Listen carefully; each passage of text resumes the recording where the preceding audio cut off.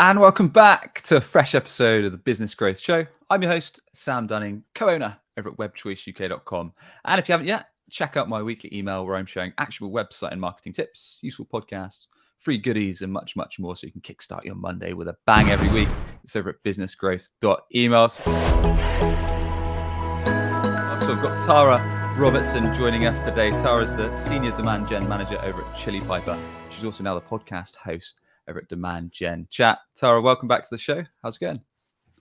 Really good, Sam. Thanks so much for having me.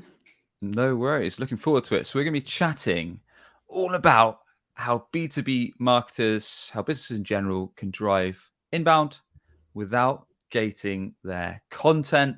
Something that gets chatted about all days of the week on social media, LinkedIn, and there's always debates between marketers, upper management, C-suite on this. So it should be a pretty interesting debate. And there should be a good bit of back and forth. But first and foremost, Tara, for anyone that isn't familiar with gated content, what does that actually mean? Sure. So I think the most common thing you'll see is marketers essentially putting a form, or what we call a gate, in front of content that they basically decided was high value enough to gate and ask for either an email in return, or they're just putting a long form in front of that content. So they're basically saying, hey, you give me your email and I'll give you this content. It's kind of the most basic version, but you'll see that for things like blog posts. Even some people, it used to be just kind of PDFs, but now there's all different types of content that people are gating.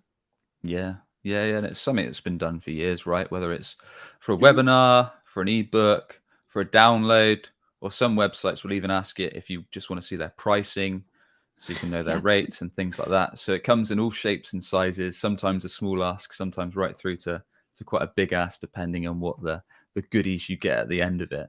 But is it an outdated practice now, Tara? Is it something that needs to kick the boot when it comes to B2B especially?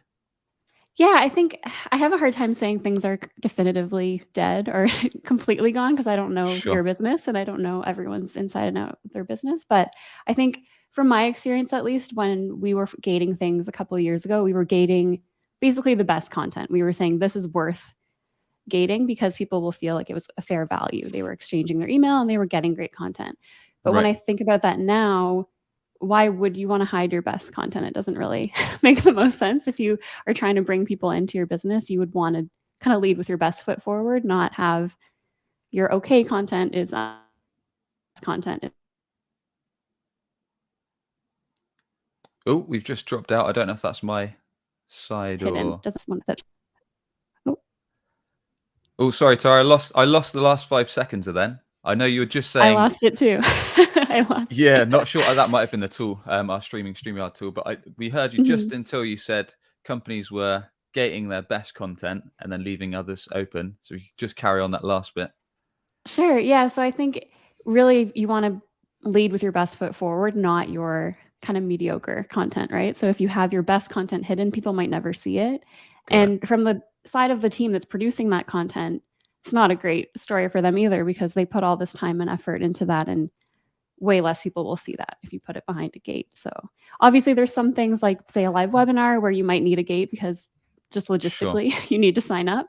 But for the most part, a lot of B2B marketers that I'm talking to are moving away from that gate. Yeah. Do you think that those kind of things where it's 100% needed, like you say, whether you're signing up for some kind of live video event, be it a webinar, LinkedIn Live, whatever, do you think that should be the only exception, because you literally need to put in your info so you're notified the date that it goes live so you can sign in? I mean, there are some other exceptions too. Like, for example, we send out a newsletter every couple of weeks that people really seem to enjoy. So for that, obviously, I need your email. I can't email you without that. But other than that, I think I can't really think of too many other reasons why you would want to gate your content and hide it. Yeah. Because I know over at Chili Piper, you've pretty much got an open policy, like you say, apart from those two things when it comes to sharing things. And did you, when you decided to take the rails off, take the gates out, did it have a big impact on kind of all sides of business? Or initially, did you see a dip, and did perhaps your team get worried because you were getting less contact information from prospects? Or what was the process there? Yeah, that happened actually before my time at Chili Piper, so I can't say for sure what the numbers were like when we made that switch, but we've always been focused further down the funnel on our marketing team. So we do have some forms. Like I said, we have some webinars and events. We have our newsletter, but the focus for our team is really driving opportunities and meetings for sales. So we've never really been in that headspace of we just need to put a form out to drive an MQL. Yeah. Which is good. We didn't start from that space, so we don't really have to fight against that culture of it, which is a positive for me coming in when that was already done. I'd say it's a nice spot to be in. Certainly a marketer in where we are now and moving forward. But like I was saying offline before we hit record, Tara, I still chat to a lot of marketing leaders, be it CMOs, VPs of marketing most weeks, whether that is around a sales conversation, talking about their website, their SEO, their digital strategy. And still quite a lot of them are getting pressure from upper management, perhaps from the C-suite, that they need to drive leads. And in order to maximize lead volume, they've got to produce MQLs, marketing qualified leads from all shapes and all sizes. Because if the C-suite don't see this volume of leads coming in, they're going to get pressured. Their role in the company might be in compromise, and they're just going to be in stress city, basically. And that often means that they want to ramp up paid advertising, perhaps to drive as many kind of webinar signups or ebook downloads or content downloads, whatever kind of marketing qualified lead you see fit. Maybe then put them through some kind of email nurture. So what's your kind of response to people that have got this pressure? Because I know it's not easy, right? Because it's not necessarily their choice. Yeah, I've been there, so I can empathize with that. I think it's tough because that comes from the top, but at the same time, there are things you can do as a marketer who's executing on campaigns. So one thing I would do is take a look, if you can, pull a report of those MQLs that you're bringing in and how many are actually being qualified by sales, how many are becoming opportunities. It's probably a very low number if you're doing things like gating a PDF and sending those leads right to sales. So I would take a look at that first. And then at the other end of the spectrum, you can look at your most recent either closed won deals or just new ops and see where did those come from. So one thing that we do is we use Gong to record all of our sales calls. And I actually have alerts set up for things like the podcast that we run, like the newsletter, so that when that comes up on a call, I just kind of flag that and I can make a note of it. So it might not come up in our attribution tool, but it's interesting for me to track and make the case that like, hey, I should be spending more time on this versus direct demand gen campaigns or lead gen campaigns. Got it. Okay. So you're talking about almost like listening in for signs that things outside of capturing MQLs, capturing emails, capturing the kind of lower levels of intent leads, that your other strategies are working. I guess that's to prove to kind of upper management that are perhaps putting on the pressure that needs to drive more MQLs, that these other strategies in today's world are actually more effective when it comes to driving kind of qualified sales convos. Yeah, and it's also worth just talking to your manager about like, hey, last time you bought software, how did that journey look? And it sounds very obvious, but if you think about it, it's very rare that I convert directly from, say, a paid ad for an ebook, and then the next day I'm in their email nurture and I get kind of swooped into booking a demo. That I can't think of a time that has happened for me personally. So I just don't believe that people buy that way from just going through an email nurture, being talked into booking a demo. It's really more just you talk to your peers, you're reading content, you're listening to podcasts, all kinds of things. And then finally something clicks and you realize, okay, I should go check these guys out. And for their attribution, that might look like organic search, or it might look like direct traffic. So that's where looking at things like Gong and other listening tools can be really powerful. Yeah, interesting stuff. So what about on the other side, though? So what about dealing with the sales team, and whether that is, I don't know, your VP of sales, your chief revenue officer, your sales leader, whoever looks after sales for your organization? And what if you say, well, look, we're going to cut off the MQLs, we're going to cut off the email nurture, and they're like, well, we still want a big flow of leads. That's gonna cut down our conversations. Our sales reps might have to do more cold outreach or whatever the alternative is. How do you kind of deal with those difficult conversations? Yeah, I mean, often those conversations will happen around the same time because you'll be saying, are these MQLs converting and who is following up? If you have an inbound SDR or BDR team, often they're the one who owns that follow-up process and what that looks like. So again, I would look into, are those converting? How much time does it take an SDR to convert an inbound lead? If it's something like an ebook lead, it's not that much different than outbound, to be totally honest. I mean, that person isn't expecting a follow-up and they're not expecting to be put, I mean, now you're kind of expecting it, but not in a good way. So you're not really hoping to be put into that SDR's queue when you download something. I think most people just put in fake info, right? I mean, I often put in real info because I love to see other people's nurture programs, but You're maybe one of the that's good just people, not like very me. meta. Yeah, I'm a good one, I guess. But I just like to spy on other people's marketing, so maybe that's just me. But I think it is a broader conversation of, do you need an inbound sales team, period. So if you are in that process of, okay, we have 100 MQLs we have to bring in or else the inbound sales team can't hit their targets. Yeah. That's a much broader conversation of, is this the best use of a sales team's time, period? Do we need to have this inbound team? Because if this team is chasing people that, again, filled out an ebook form, they're not expecting that. They might not even be a good fit for your product. And then they're just chasing these leads versus what the new strategy that a lot of companies like Chili Piper is using is we have that team purely focused on outbound, but they're focusing on accounts that we know are qualified. So they're spending their time on social, on different platforms, engaging with those leads directly and kind of building up that relationship versus basically being admin coordinators for the AE team and kind of booking those meetings for them. Yeah. I want to talk about that a little bit more in a sec. How perhaps the comparison between sending less qualified leads to perhaps inbound sales development reps versus allowing visitors to self-qualify, which we can dive into in a bit. But we've talked about that getting content isn't necessarily the way. Then what is the right way? What should B2B companies consider as opposed to investing in kind of paid and heavily gated content, whether that's driving people to lead forms or whatever it may be, paid sponsored webinars, etc. What's kind of some of the ways that you're seeing working right now? Yeah, so I definitely wouldn't say that paid channels are off the table. I think it's just a different approach. So things like a lead form on LinkedIn for an ebook probably aren't converting down the funnel. I mean, maybe they are for you, but I'd be pretty surprised to hear that.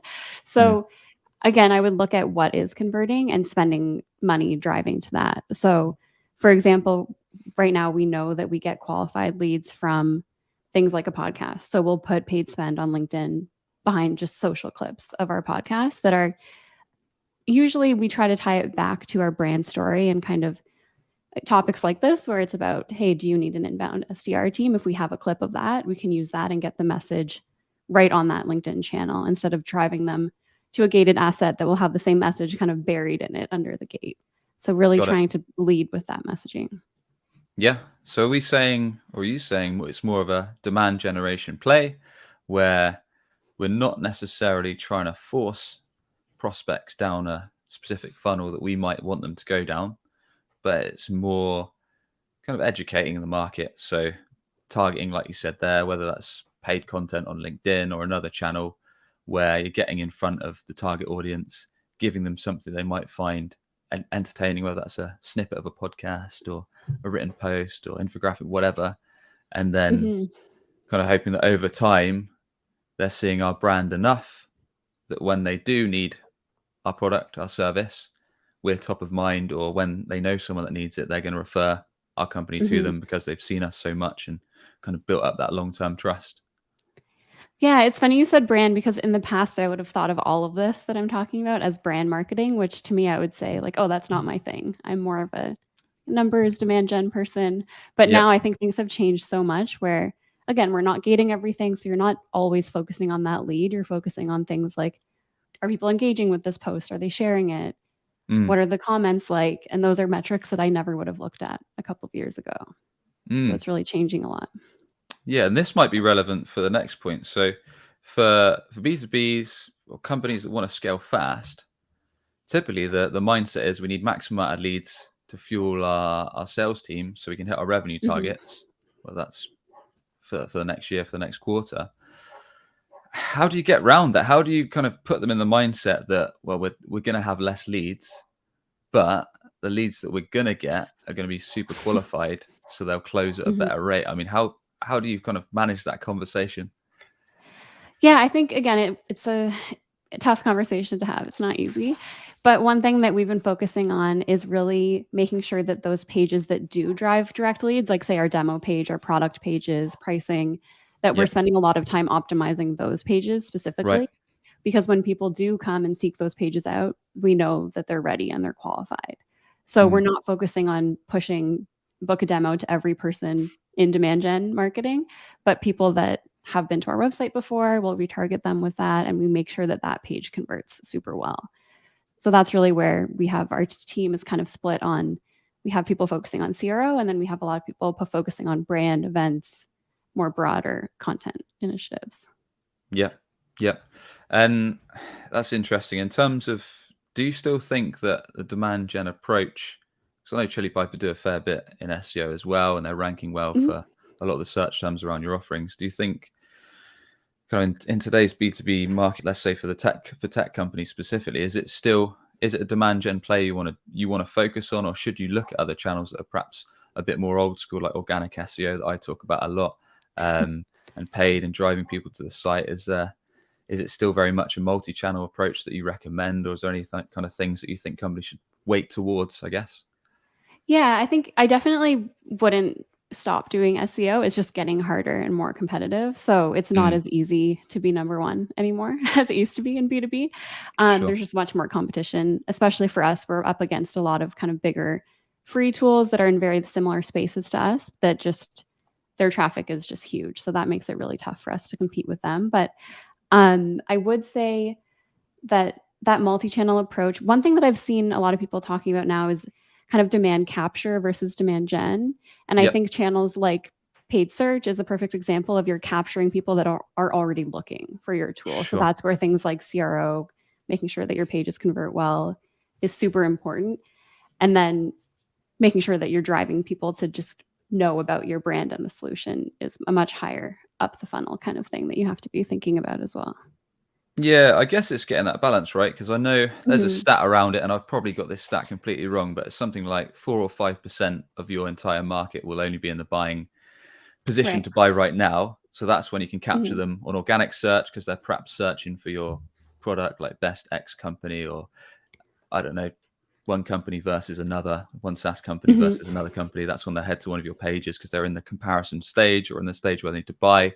So they'll either hit your organic result or hit your paid result, or even go to a comparison site like G2 or Trust Radar, and then kind of hit up a couple of companies to get some quotes or demos. Whereas the rest of the market, the 95, 97% or whatever it is, isn't wanting to buy, but can be influenced over time. So I suppose that's where things like demand gen and kind of making sure you're putting out that content that's educating the market really comes into play. Yeah, I think in the past, things like email nurture could work to move people to that place where they're maybe in the market. But now I think people just tune a lot of that out. So it's, again, I think I saw that same stat, around 5% of your buying or your ICP is in buying mode today, right now. And those are the people that you want to optimize things like, again, organic paid search and making sure that your pages convert really well. And again, that's where a tool like Chili Piper comes to make sure when get those qualified leads, they can just either be qualified, book time with the rep right away, and you don't lose them to a competitor. You want to capture that lead right away. Yeah, sure. So let's get back to inbound sales teams, because I know some companies still have them.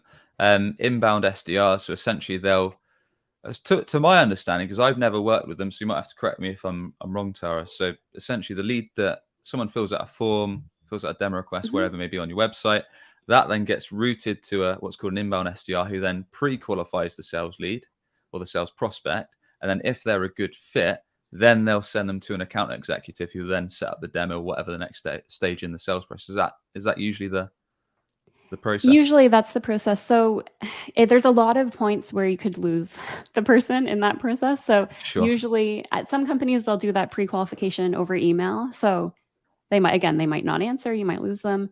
Yep. Some companies, they have to book a meeting and do that qualification on the phone. Okay. So you could lose them. Maybe they don't show up to that first meeting. Maybe they don't ever book a time. And then after the fact, that same SDR has to follow up and book a time with the AE for kind of the real demo that the person was looking for originally. So typically there's just probably about 5 drop-off points in there that you could lose the person. So to me, it's just a huge risk of having all those different, it's just a lot of friction in the process. Yeah, I mean, saying it now, it sounds quite cumbersome, right? Because it's basically saying to speak to someone to get a demo or proposal, whatever that part of your process is, you've got to speak to someone before you can speak to someone. And then, like you say, that might be quite frustrating, especially if you're a prospect that wants to move fast. And if you've got to wait like a couple of days to get a meeting and then get another meeting, it's just and prolonging the often whole it's thing. questions that you could have asked me on the form. It's, do I have a big sales team? Do I have marketing automation? Do I have budget? Like, just ask me all of that on the form, and then you won't have to have this, because really that's the function of those whole teams typically. So if you can streamline any of that up front, then you definitely should. So what is a better way? Should we do all that stuff on a website? Should we let visitors pre-qualify? Or what do you recommend? Yeah, I mean, I'm a little biased being that I'm at Chili Piper, but there's a bunch of tools you can use to pre-qualify. So you can use things like ZoomInfo, Clearbit to help fill in those gaps, so you don't have to ask someone 20 questions on a form to qualify them. So those tools are definitely available. And then once you've decided if that lead is qualified, you can use a tool like Chili Piper to route them to the right rep. Maybe you want to route them to, for us, we route leads that are not qualified to a thank you page right away, so they know why they were not qualified and they know what the next steps are. So that's another piece I would say, is if you are switching from an inbound team to automatic qualification, just make sure that you let people know what's happening next. So if they're qualified and they're booking a meeting, that's a very obvious step. But I've seen a lot of companies that either they just don't show you the calendar if you're not qualified, or it's just a very confusing message. So we're very upfront about, like, hey, sorry, we only work with these CRMs, and that's why we can't move forward right now, but we'll keep you posted if that changes. Yeah. And do you think also, in terms of the site itself, in terms of, because I think a lot of B2B companies, we spoke about this a little bit on our last episode when we were talking about kind of best practices to convert with your website. But do you think you should use the website almost as an all-in-one 24/7 sales rep that's going to kind of give a clear idea of what you do, how you help, pre-qualify prospects? So that might be being very transparent on processes, pricing, case studies, exactly who you're able to help, who you're not able to help. So people can almost self-serve and flick through, understand kind of where your strengths are, what you're going to be able to do, where you sit at in terms of rates, and then proceed to raise their hand for a demo or take that next step. Yeah, I think it is a little bit of self-serve. I know that's often used in more of like a freemium product type conversation, but when you put your pricing out, when you put your use cases and case studies just right ungated on your site, that does let people self-qualify. So if they come to us looking for, say, a free solution, they'll see that we don't have one today, and maybe they'll go to a competitor, maybe they'll fill out our form anyway and see what the options are. But I know we talked about this last time, but if you don't have pricing on your site, you're sort of forced to book a demo to find that out. So you're probably wasting that rep's time too if you were, say, looking for a free solution. I'd be really interested, because I still see quite a few B2B sites that you have to put in your email or some contact information to request the pricing. I'd be interested to find what the drop off, what the bounce rate is on their pricing pages. That would be really interesting to know. I mean, for me, I would leave immediately. I don't know about everyone else, but I certainly would. If it was a SaaS tool, I would. Unless this company had built up so much reputation with me, let's say it was a direct referral of like a close contact or friend, and they just like really sold it to me, I think that would probably, or I'd followed the company on social or similar for years. I think those would be the only two use cases that I'd take the time and put my email in for. Otherwise, like you say, I'd just flick off to a site that gives me the info I want. Yeah, or you would ask around, ask a friend, hey, how much did you pay for this? And then maybe they were getting a discount and you didn't, and now you have that to kind of use against the sales rep that you do speak with, that probably wouldn't have been on the table if it had just been transparent pricing. Yeah. No, that's it. So I'll play the devil's advocate a minute and go against almost everything I stand against. But isn't directing everyone to your website a bit of a risk? Aren't you potentially missing drop-off points? Shouldn't you be flooding your website with pop-ups like, don't exit now, fill in this form and give us your email and we'll give you 20% off? Shouldn't we be like ramming our forms down people's necks so we don't miss out on those juicy conversions, or not? I think, again, it comes back to what is a conversion worth to you. So if you're collecting 100 emails a day, but none of them ever become an opportunity, something's wrong, or you're just spending time on the wrong things. So that's what I would do, is I would look at what happens to these leads. Are we just emailing them every single day until they unsubscribe, or are they actually becoming an op and booking a meeting? Yeah. And when appreciate it was set up kind of before you joined Chili Piper, but do you know the stats on? Do you know any rough stats in terms of when they switched to this model, in terms of kind of the percentage of leads that went to closure and like close one revenue as opposed to before?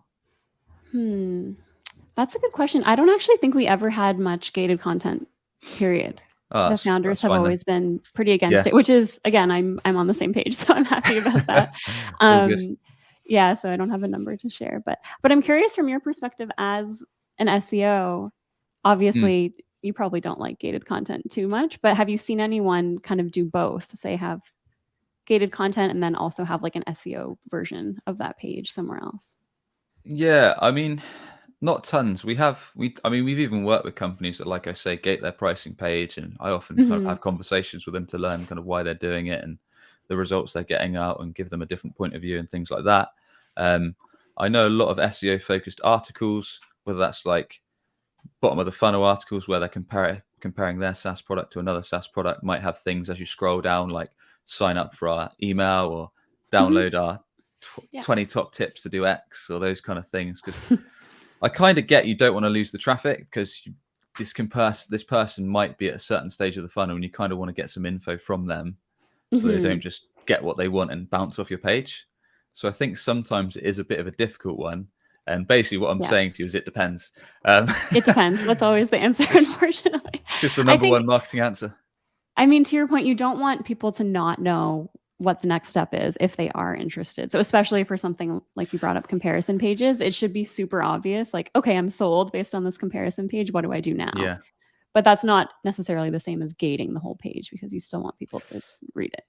Yeah, I mean, personally, I might be a bit biased, but I'd never say gate a full page, in my own opinion, because I just think that's really harming the user experience. You can have a terrible bounce rate, and very few people are going to actually give you their info, their name, their email, whatever, just to consume a bit of content. So likely the bounce rate on that page is going to be horrific.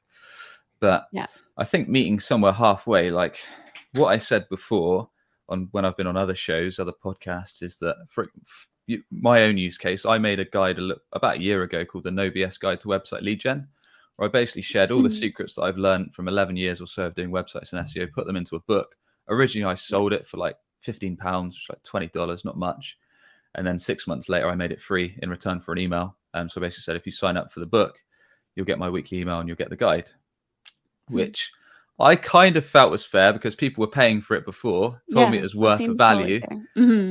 Whereas if it had just been like a 2-pager and something like that, I feel that it's not really worth someone's info in return, if you see what I mean. I think it's getting I think I've seen a lot of good examples of things that like lead magnets, where it's the whole page is ungated, but it's kind of like, if you want the full deep dive, this is the gated part, which I think that, again, it's like, is it worth the value of giving up my email? You have to really think about that sometimes, because you don't know what's going to happen with your email, but there's some really good examples of that. I think where it gets tough is when, let's say, for example, if you're a product-led growth company and maybe you've got a free trial for your software or your SaaS solution, if you put out an article on a certain topic, someone reads it and thinks, wow, this company is really helpful and give me some useful tips. They might sign up for your free trial because it's such a easy ask. Whereas if you're a company that's like us, you don't have a free trial, so you've got to pay to get get invested, then it's higher friction. So that's when I think marketers struggle, because they think that I'm just going to lose this visitor because they've got the information they need. We've answered their questions. Now they're going to bounce off. But then I suppose that's when other aspects, things like if you're doing retargeting pixels and then you're kind of showing them ads over time because you know your website audience, and then you can get in front of them with whether it's LinkedIn ads, Facebook ads, whatever, then I suppose you've still got the time over time to kind of keep in front of them. Yeah, one thing we've been experimenting with is, instead of asking for something like an email, we've been adding buttons on our site to follow us on LinkedIn. So again, we'll be in your feed. You'll see us all the time without us having to pay for those impressions. Interesting. Yeah, I don't have any results on that just yet, but we're testing that out throughout our blog instead of just like newsletter sign up or give us your email in exchange for something else. Yeah, and I suppose there's other things like trusting that some people on your site might then hit your resources tab. And if you've got things like a podcast, like I know obviously we both do, and if you've got video series or how-to guides, then trusting that they'll go further on the site, explore things, and then, like you say, maybe connect to you on social media or follow you on some other channel. So all is not necessarily lost if they don't book the demo there and then. Yeah, especially if you know when you capture that email, not too much happens. Sometimes it's worthwhile to be elsewhere. So for us, we know our audience spends a lot of time on LinkedIn. So if we can get them to follow us, then we'll constantly be on their feed. And that's a huge win for us versus you're on our newsletter list and maybe you'll open it. Maybe we'll go to your promotions tab. We can't really control that too much. So that's why we're playing a little bit with just more social channels. Yeah. And are there any other points, whether it's on the website or outside of the website, that you think perhaps B2B companies are missing a trick when it comes to actually turning their hard-earned visitors into kind of qualified demo requests? I think not specifically on your website. I think one thing that I see a lot on LinkedIn and social media specifically is that people just, or company pages, I should say, just go for the hard sell way too often. I've unfollowed a lot of pages just because it's the opposite of what you're saying. They're just constantly asking for you to take the next step, book a demo. That's not really what social media is for, especially on the organic side. So if you want to do that with your retargeting or with other channels, that's a different story. But people don't follow someone on LinkedIn for that kind of hard sell all the time. So I would almost pull back on that versus pushing for that conversion every time. Yeah. I mean, that you're exactly right. Literally, you've only got to scroll through LinkedIn, and myself, probably most days, there's like 5 companies that are just saying straight away, book a demo. And you'll see they have 0 comments, 0 likes. Yeah, 0 likes, 0 comments. It's like, well, I'm not sure about booking a demo because first of all, I don't know who the heck your company is or what you can bring to the table. Yeah. There's a chap called Justin Rowe that runs a company called Link and Learn, and he actually puts out some really interesting content. So I'd recommend following him on LinkedIn basically around demand gen and LinkedIn ads, because he runs a LinkedIn ads co. I don't often plug other companies on the show, but he actually puts really interesting stuff on this because basically he shares about how you can take a different approach rather than just ram and get a demo down people's necks. Testing out things like you say, taking video clips from podcasts, bringing up common questions that you get on sales calls and answering that with your content. So taking more of a strategy that you're just posting organically on LinkedIn, but instead of that, you're turning it into an ad. So it almost looks like it's part of the normal feed rather than just doing something that's a blatant ad and trying to kind of get someone through the funnel. Yeah, we're doing a test right now, actually, where because most of our LinkedIn spend on the ad side is sponsored posts, which is the typical format for LinkedIn ads. But we're doing that versus boosting an organic post, exact same content, same link, everything. So far, they're neck and neck, so neither is coming up ahead. But I was thinking that the boosted post would just do much better. So I'm curious to see how that goes. But I think that would be interesting. That would be interesting to find out for sure. Right, I think we covered some good ground in terms of kind of the opposition to using gated content. Any final words, Tara, for any marketers that need to have tough chats with their perhaps senior management team after listening to this podcast? Any final kind of tips on what they should say, like in terms of yes, the leads might go down, but what we're going to get if we take this approach is going to be a lot better qualified, better conversations. It's going to help us. It's going to help our sales team, and it's going to help revenue. I think, again, I would look at where your actual customers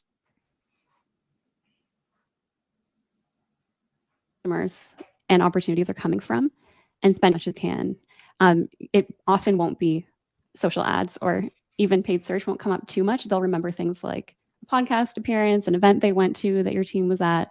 So I would try to really get granular about that. You can even we have our sales team on the demo. They ask kind of what prompted you to book this call, and we track that in Salesforce. So that's another way you could do it. A lot of companies are doing it just on their demo form now too. But getting that anecdotal feedback and kind of pairing that with the data is really important. I did see a LinkedIn post earlier this week that I thought did such a good job of capturing this kind of whole sentiment, but it was Liam Maroney. I don't know if you follow him, but he is a really good follow on LinkedIn. And he basically just said that your B2B marketing should not be kind of a mousetrap, and you should market with respect. And if you trick someone into giving you their email, it's just not a good way to go about things. I can't explain the way that he did so concisely. But you mean we're not meant to offer people $150 voucher for taking a demo? Basically, that was what he was getting at. Is not going to name any names, but there's plenty of companies doing it. Yeah, there's plenty of that. And you might get those people into your funnel, but it's not going to be a good experience for them. Your sales rep probably won't be happy either to be dealing with those prospects. So really just thinking about it as how you would prefer to purchase something and kind of treating your customers with that same amount of respect. Yeah. Yeah, that's a great way to end it. I like that point on how do you hear about us, because I've had a lot of pushback on the how do you hear about us form, because, for example, Web Choice, we very much take a multi-channel approach. So we're doing a fair bit of SEO, we're doing paid ads, doing LinkedIn organic, doing the podcast. So we get inbound ops from a range of different channels. So quite often, even on the how do you hear about us section of our form, where we want to get the granular detail on kind of the full funnel of how someone heard about us from initial point to converting, people might still put Google, and Google was just the point that captured the demand. So I'll often, like you say on the sales call, if we jump on the sales call, I say, look, what was the full journey? Like you say, what prompted you to reach out to us today, or kind of how did you discover us? And then you'll get the full granular journey that you can dive deeper into. Because I think sometimes even the form doesn't give you the full experience. I don't know what your experience is there. Yeah, I find as soon as you can ask someone in person, or I guess over Zoom, you'll just get, again, a full picture versus, oh, I just Googled this word. And it's like, well, I Googled it because I heard about you on this other podcast. And then my friend at this other company used you. Yeah. It's often much more complicated than just Google search or direct. Yeah, just getting the full picture. Good stuff, Tara. Well, yeah, thanks once again for coming on. Please do tell everyone how they can learn more about yourself, Chili Piper, and the best way to get in touch. Sure. Yeah. So I'd love it if you could check out our podcast. It's called Demand Gen Chat, and we put out a new episode every 2 weeks now. And I'm also obviously on LinkedIn and Twitter, and I can share those links with Sam later. Thank you so much. No worries. And we'll put all of those links over in the show notes at businessgrowth.marketing. And with that, thanks once again for coming on, Tara. Enjoyed the chat. Thanks so much for having me, Sam. No worries. And as always, if you enjoyed today's episode, a quick rating or review on your podcast channel of choice really helps us a lot. Or if you're on YouTube, a quick subscribe. And with that said, we'll catch you on the next episode for more no BS actionable marketing tips to grow your business and revenue. Cheers for tuning in.